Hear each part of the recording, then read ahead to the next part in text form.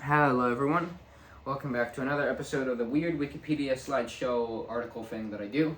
I read a Wikipedia article, put everything down in it, and make it into a slideshow.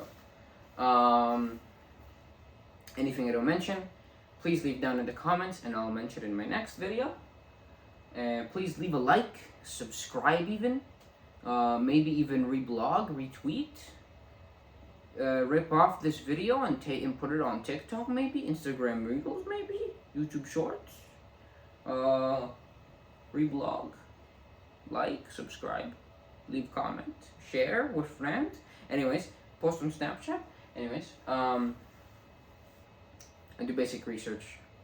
You already get it if you've already watched the video, like previous episodes. You get the gist. I'm not gonna re-explain myself. This is the first time I had to do this because my phone ran out of battery. And then my phone ran out of storage, so I had to delete some stuff, and now I can redo it. Usually I only do one take only, one take's the charm. Anyways, let's begin, because I want to get through this, and it's already been a minute, 7 seconds, what the fuck? Okay, Somersetshire, 1810 ship, by Ron Rubinstein, me, your host of the show. Let's begin. This was a British ship built by Samuel and Daniel Brent Rotherfine, launched from the River Thames in August 7th, 1810, was meant to be a West Indiaman, which is a really, really weird name for a ship, but it just means that it travels around in the West Indies. Sorry about that. Was mainly involved in transporting convicts to Australia, but was also made multiple other voyages like trade, other stuff like that, the basic stuff. And then it was last listed in 1844. If there's any missing information in here, and it seems that there's something missing, it's because this was what mentioned was in the Wikipedia article, and I'm not gonna find the missing information if they just forgot to put it in. For the nerds out there, some characteristics about the ship I also left in the description, a Wikipedia article on how to read these and how they were made. If you're interested, you're probably not though, but this is how I make these so that you are interested and you find stuff that could be cool to learn about and dive deeper into. It's like this is meant as like the shallow area into like a diving pool, to learn more about the topics that I mention in these videos. Anyways. The start of the ship's career, it was first owned by Gordon and Co. Goodson. Its first captain was Robert Haley. Its first voyage ever was to the West Indies in 1810. Robert Haley received a letter of marque on 9th of March in 1811. A letter of marque basically means that if you see an enemy privateer, you can take it, bring it back to your country, specifically Britain, and trade it, basically say, hey, I brought these guys in, can I get money for it? And they'll be like, yeah. Monday, October 7th, the ship docked at the Down after evading an attack by 3 French privateers, which may seem like maybe some sort of tale that they wanted to seem like, wow, look at me, I'm doing all these things. Hey. Also, the ship was arriving from Jamaica in 1811, and the ship was arriving from Jamaica in 1811. This happened in 1811. In 1812, the ship received a new Neil and had some damage repairs. Another trip to the West Indies in 1812.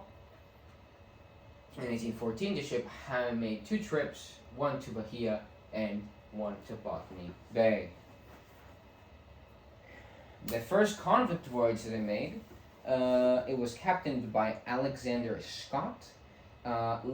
This voyage left from Spithead, England in 1814, May 10th.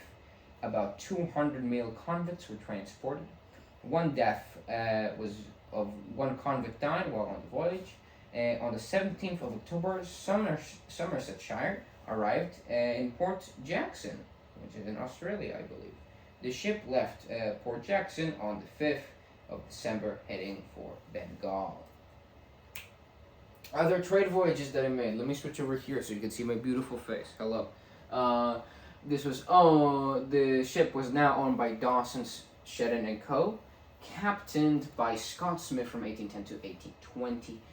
He made 3 voyages that are mentioned. 3 voyages to Jamaica, He made 3 voyages to Jamaica from 1818 to 1826. I guess, wait, I'm fucking confused. Sorry. Last one was led by Captain Ross. Alright, it's all explained here. It's all good. Let me center it so you can see the thing. Hello?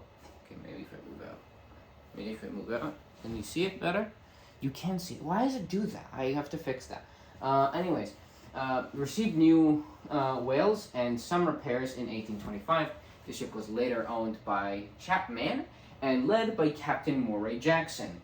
It made 1 voyage to Malta in 1836 and 1 to Bombay in 1838. The ship received a new topsides 1826, new deck 1832, and some more repairs in 1838. We're speed running this. Let's go. All right. Cargo and passenger transports from 1838 to 39.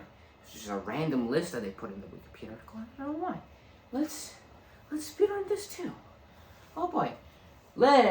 Captained by John Jackson, departed Lanrench, Med, Wales, February 27th, docked for repairs in A Corona, Spain, March 7th to April 1st, traversed the Madeira archipelago April 7th, sighted the Canary Islands April 8th, docked for minor repairs at Santiago, Cape Verde Islands April 10th, crossed the Tropic of Cancer April 12th, off the coast of Sao Nicolo, Cape Verde Islands April 16th, in company with the Barque Wave, which was bound for New South Wales, trading butter, cloves, empty bottles, and other goods of livestock and fruit vegetables. Okay. There's more, guys. There's more. More of the cargo and passenger transports of 1838 and 39. In company of 2 ships, a French vessel and the Barito Junier from Madras, April 24th, spoke with a vessel named Mary bound for Bordeaux, April 30th, rounded the Cape of Good Hope, May 30th, observed an extraordinary phenomena. A star suddenly seemed to ignite and burst lightning up the horizon, and it were broad daylight, June 14th. Probably a meteor. That's probably a meteor. Rounded Cape Saint Mary, the southernmost point of the island of Madagascar. Very cool, June 14th. Sailed the middle passage between Madagascar and Marquis, traded in the Strait with an American South Sea whaler, Neptune of New York. Oi, I'm walking here. Gunpowder and coal for 20 gallons of sperm oil, June 20th. Weird that you have, okay. Sperm whale oil, not like actual sperm. Not that. Sighted whales off Cyclus archipelago, June 26th. Anchored off Bombay Harbor, July 11th in 1949. April 18th, the ship left London to Port Adelaide, which it arrived there on the 28th of August with 234 passengers, one of them being Thomas Boutflower Bennett, which was a very key figure in colonizing and making sure that Australia was habitable. A very key, important person in that department of doing that type of stuff. Next, we have the second convict voyage. It was led by Captain Charles Motley. He was leading the voyage. It sailed from Plymouth, December 20th, 1841. Under his command, on May 30th, 1842, the ship picked up 219 male convicts. One of them died on the voyage. 1 officer and 30 rank and file. If you don't know, 30 rank and file is basically like the same rank, but they're like a regular member. So the 1 officer was like the big important guy, and there's 30 other like officers, as well as the 51st King's Own Light Infantry were assigned as the guards for this voyage. The coup. So the one very interesting thing about this voyage is that the prisoners actually tried to form a coup and take over the ship and escape, which, you know, like, that's not something you hear about when people usually talk about bringing them over to Australia.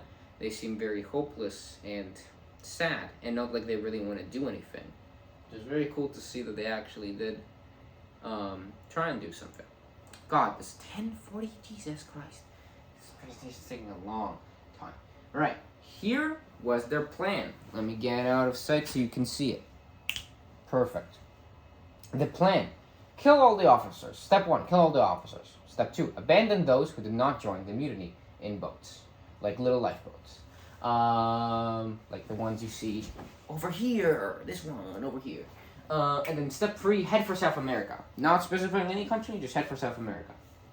Then multiple guards were convinced by the convicts to join, which is weird, especially because it's Britain.